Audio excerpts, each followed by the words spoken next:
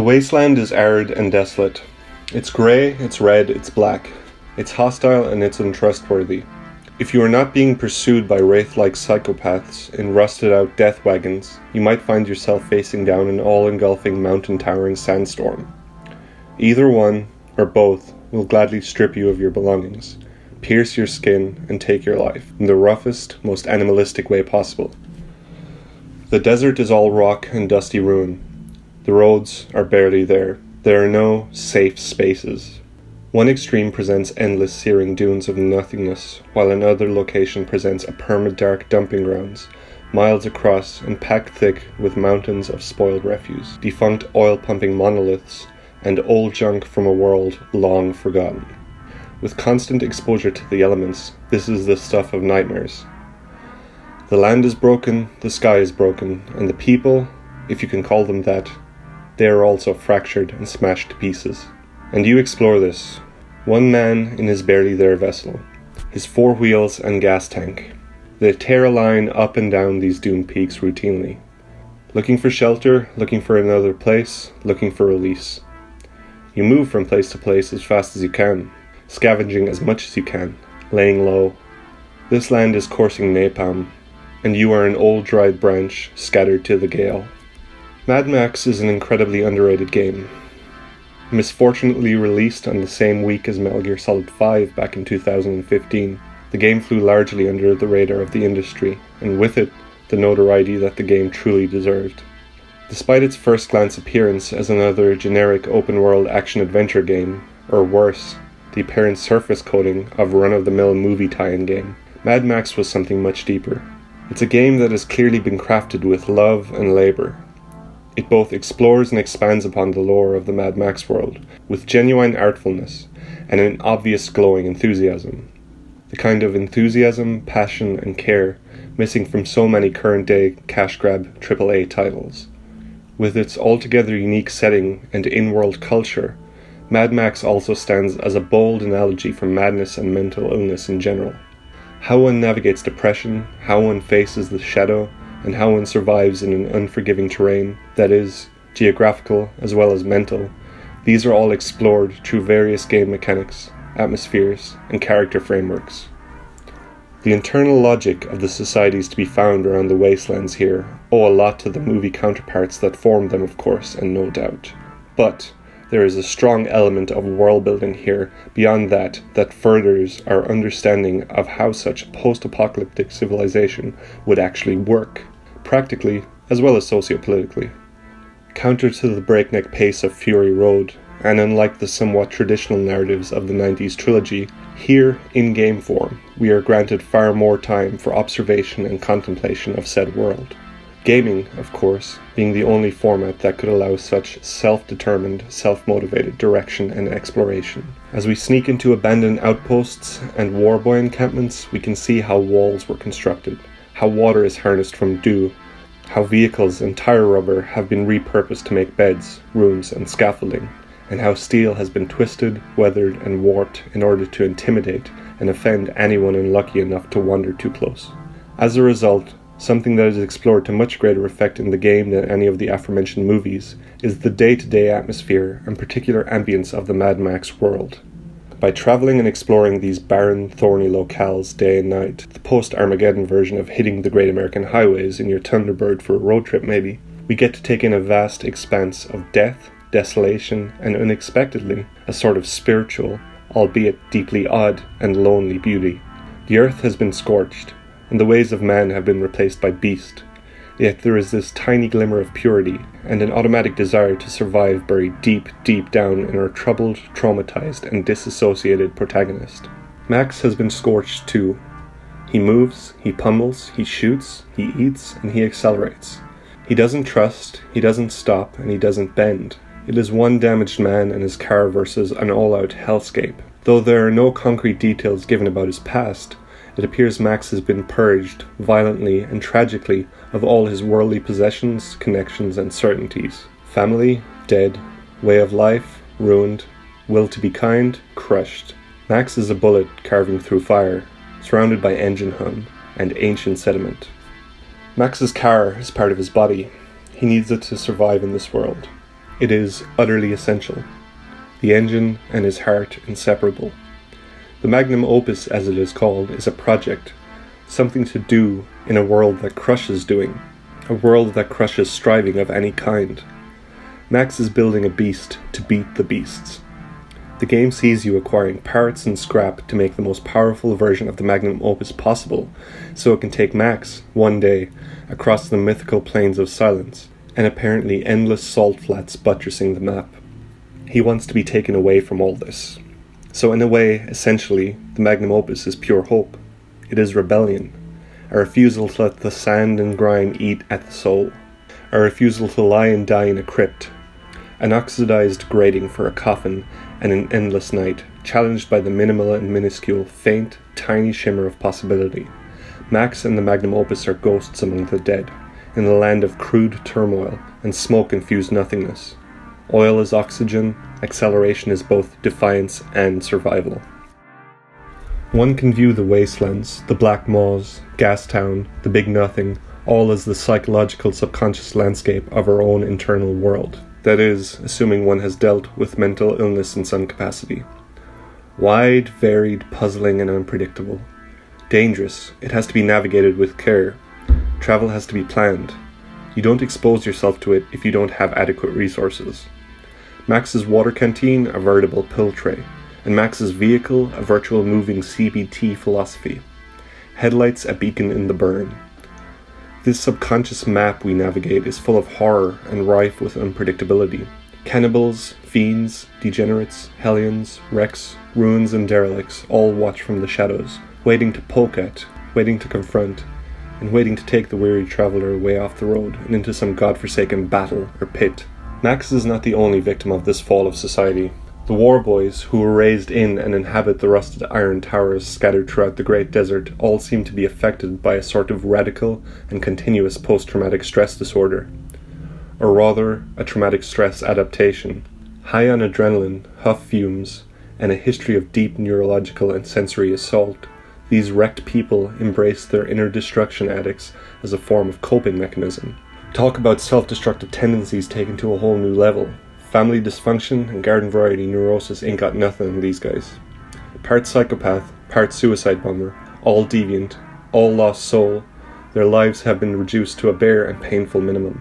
Animalistic tendencies reign supreme as their human animality devolves and regresses out of any historic domestication.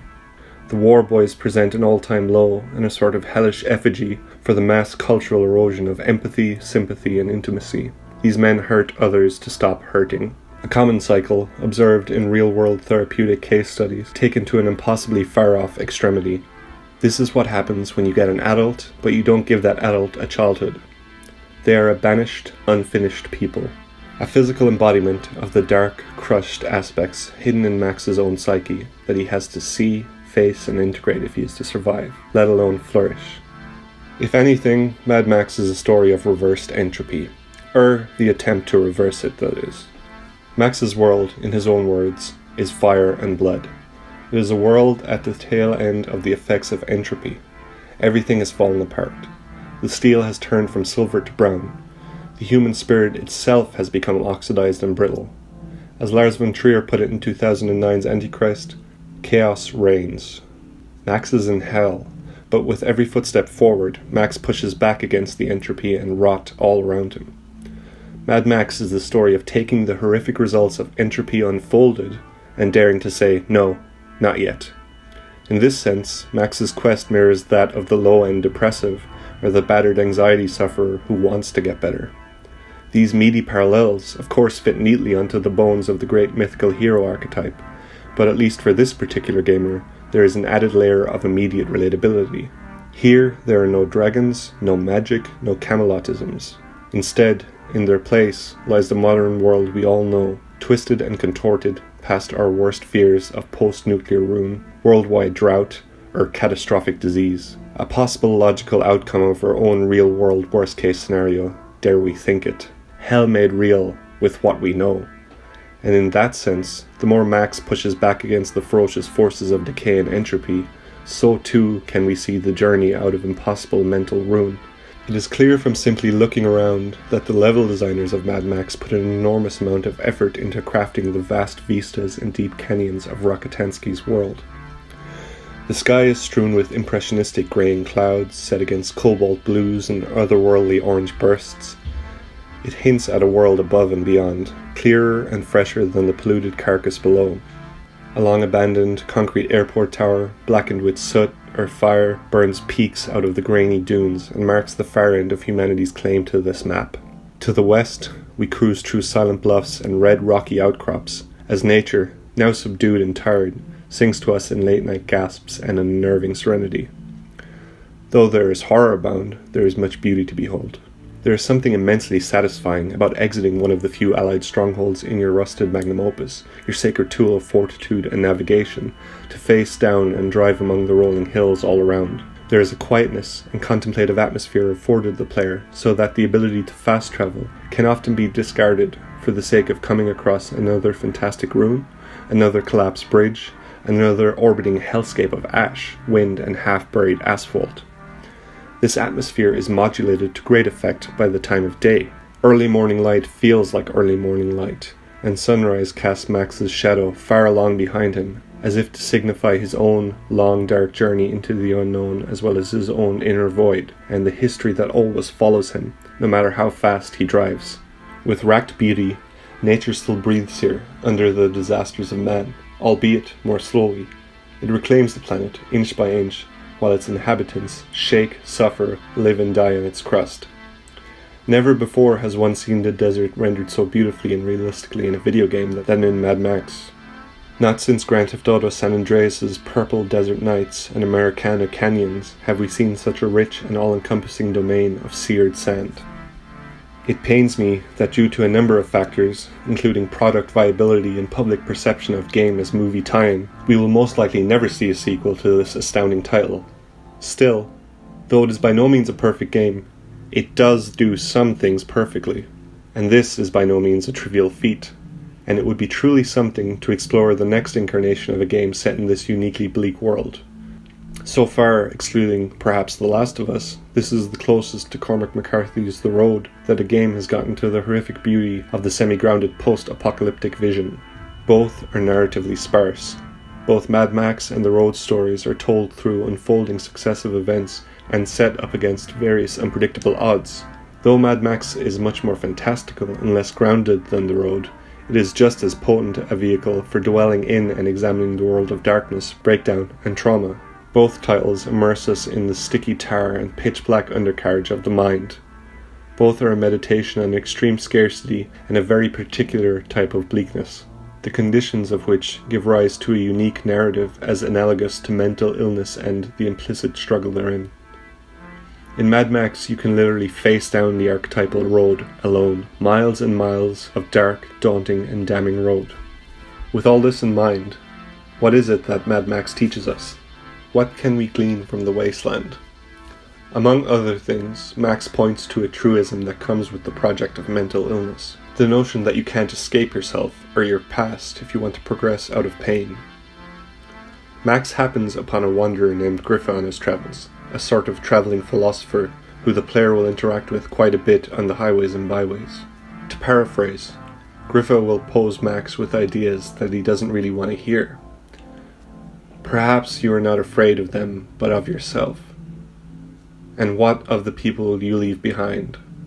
You run, but from whom? Griffa is the closest thing to a tough love therapist Max has, and though it pains him, it also makes him stronger, literally. The player's stats increase after each visit to Griffa. It soon begins to dawn on the player and Max that maybe his old methods of survival might not be so effective as once assumed. Max can run away across the plains of silence. He can seek refuge in a bunker beneath the dunes, or he can fight the war by hordes, but either way, the roads aren't ending, the sand isn't blowing away, and the scenery isn't changing. The only thing that he can change is how he approaches the world, how he deals with it, and internalizes it. Not to sound overly self-helpy or banal, but basically it comes down to the prospect of Max accepting who he is. Does he keep running, driving towards the endless horizon? Does he keep fighting and face eventual death? And does he continue to distrust everyone, even those who want to be with him romantically? Or does he park the interceptor and let his past catch up with him? Does he stop running from the murder of his family? Could he express his grief and both acknowledge and feel the pain he pushes down inside every day? Could he accept that, though this is the world he lives in, a better life just might be possible if he were to do the work that scares him more than any brawl, any breakneck death race, any life or death shootout? Because essentially he can control those things. They provide a reliable rush and an escape. It is in this way that the war boys resemble Max in more ways than he'd like to imagine. They are his shadow, his inner child begging for attention. Do you set that child on fire, or do you find another way?